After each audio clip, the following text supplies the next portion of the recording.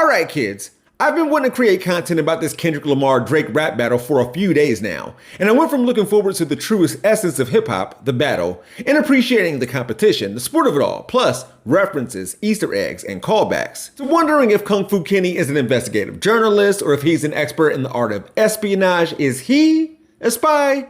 Or did he plant a mole in OVO? And since just last week, with Euphoria dropping, I've questioned, are biracial black people not allowed to use the N-word, which is what we're going to talk about today. See, in Euphoria, Kendrick said, I even hate when you say the word, but that's just me, I guess. Then he told Aubrey, we don't wanna hear you say the no more. But why? Why is it that Kendrick can say it, but Drake can't? According to Genius, Drake's biracial identity and suburban upbringing in Toronto have been points of contention throughout his career, prompting many to controversially label him as a culture vulture in hip-hop. In fact, some African Americans outright reject him as part of the black community due to that and his mother being a white Jewish woman. And no one knows that more than Drake, and maybe Kendrick now too. Anyways, I guess the insinuation here is that someone who is half black, Drake in particular, can't say the N-word. And as Columbus native Scott Woods points out, as a black man who doesn't use the N-word, the weight of telling someone with a black parent that they don't get to say the N-word anymore is profound. There is a lot of stiff arm in that one Kendrick line. It compounds the presumed hate on several levels. Hell of a closer. Indeed. So what's the cutoff? I know people don't have to be 100% black, but does someone have to be at least 3/4 black or something in order to get a pass? In a study conducted by a 23andMe population geneticist, the team started by looking at the average genetic ancestry of the 3 largest groups in the United States: European Americans, African Americans, and Latinos. They found that the average African American genome, for example, is 73.2% African, 24% European, and 0.8% Native American. That last part was for the high cheekboned among y'all. Around half of us are just under 3/4 black. Would we tell a black person who has one biracial parent that they can't use the N-word? Seems like the category is just as long as both of their parents look, maybe even seem, black. Here's Kendricks Folks, by the way. This lends itself to the sliding scales, varying degrees, fractions of blackness that white people came up with to judge the impurity of black people that I presented multiple times. We're doing a less specific version of the mulatto, quadroon, octoroon, and hexadecaroon classifications thing, with a lack of details and nuance. Also, in all 3 populations, that study found the same signal. European ancestors tended to be male, while African and Native American ancestors tended to be female. At least 3.5% of European Americans carry African ancestry, for what that's worth. Now, before I continue, it's hard to care about a rap war in the middle of a real one, and as this Rolling Stone article will go on to say, it's just hard to get terribly invested in a decade-old conversation about 2 rappers nearing 40, one where no one's mind is actually being changed anytime soon. And I would like to add that what's going on and what's happening in Palestine and Sudan isn't war, it's genocide. And while this Kendrick-Drake beef has escalated to hatred, it could be more, and there's a name for that I'll get back to later. Oh yeah, What happened to your shaft? there is powerful at work here. With that said, it's still important to talk about use of the N-word. I've talked about this topic a few times before, and I said then what I'll say now. What Ta-Nahesi Coates had to say when asked about this word that doesn't belong to everyone during his We Were 8 Years in Power book tour should have ended this discussion. It's perfect. I'll leave a link to that video in the description below. However, we need to focus on this clip from Mark Lamont Hill. It's still relevant.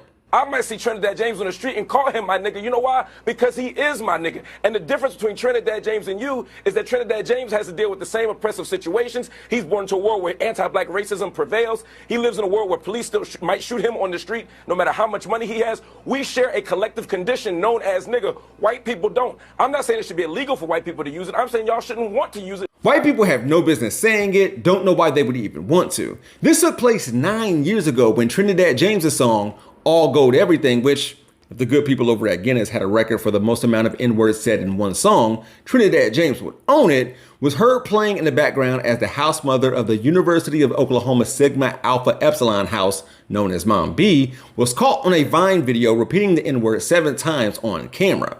That woman was bombarded with claims that she was just as racist as the fraternity members who were caught singing a racist song on a bus earlier that month. We gotta talk about the N-word all the time. What you may have missed from that CNN segment is conservative commentator Ben Ferguson not shutting up to listen while claiming that nobody should be able to say the N-word. Are you deaf? Oh, and hey, Drake says stuff too. In Family Matters, he told Kendrick, "You the black messiah wifing up a mixed queen." Assuming it's true that Whitney's, Kendrick's wife, parents or grandparents and so on aren't black, then would Kendrick be okay if she said the N-word? This white girl was allowed to say the N-word into a microphone on stage with Kendrick. When your ground on stage, this man's city up. Run my Paru's and Chris, all got along. It probably got me down by the end of the song. K-Dot addressed this on Auntie Diaries with Mr. Morale and the Big Steppers, and don't confuse that clip with the one where Kendrick stopped the show due to a different white girl saying the N-word in his presence. Wait. Am I not cool enough for you? What's up, bro? You gotta bleep one single word though. Oh, I'm sorry. Did I do it? Yeah, you did it. I'm so sorry. Oh my God. So there's a criterion that I don't fully understand. I didn't make the rules, and I'll admit, I just followed them. Some Hispanic, Latin, and Spanish people like Fat Joe and Rosie Perez can say the N-word. Others can't. Selena?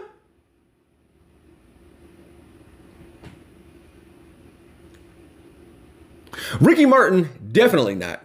Kind of goes back to that collective condition thing Mark Lamont Hill spoke of earlier. Is Drake being raised without his black father not a part of that? It's pretty black.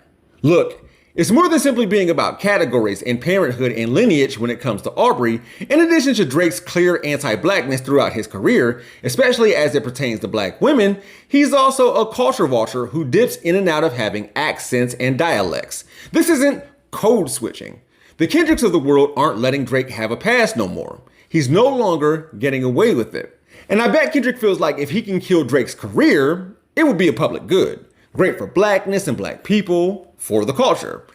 I guess I'm hoping that with him being a Pulitzer Prize winner in music, he can speak up and out about Palestine, Arabs and Gazans, Sudan, and the African diaspora. We don't need him to, shouldn't expect him to, the whole where's Ja of it all. But, I mean, good comes from rap music. Business is booming at New Ho King in Toronto because Kendrick mentioned the restaurant in Euphoria.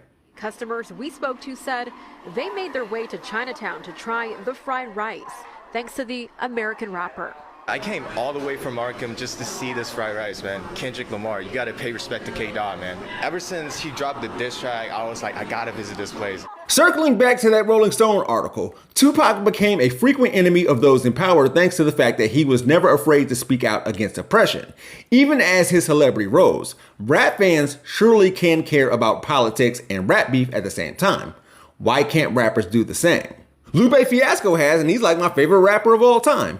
And the speaking up and out thing applies to me as well. I was going to do a video about Lupe in order to catalog how he's pro-Palestine, but I avoided it because I didn't think my audience would watch. Think about that for a minute. What do I know? I'm a black man who grew up in the inner city, got married to an indigenous South American woman, had mixed babies, and moved to the suburbs. If you're curious, I think Kendrick Lamar is winning and has won the battle. I'm biased. This channel is named after a Kendrick song, and I use this platform to say that Drake is corny. So yeah, Kendrick won. Did he set this whole thing up from the beginning? He really hates Drake. Almost as much as anyone has hated anything. I'm sure I don't have to remind you of the most famous rap beef of all time. There's no way that Kendrick versus Drake will escalate to that. But if it did, yet you're not interested in male gossip or choose not to use the N-word yourself, just know that there's a convenient, efficient way to describe people, places, and phenomena, as long as your parents look a certain way, apparently. Should you want to keep it brief, there's this. Watch closely. You're about to experience a moment. We gonna be all right. Woo, shit, my man said Chances are I'm gonna end up in jail in my 70s anyway for saying something that's fine now but will be punishable by death in 40 years. Like calling my kids the N-word or calling my wife the N-word or calling some white lady the N-word. Your kids?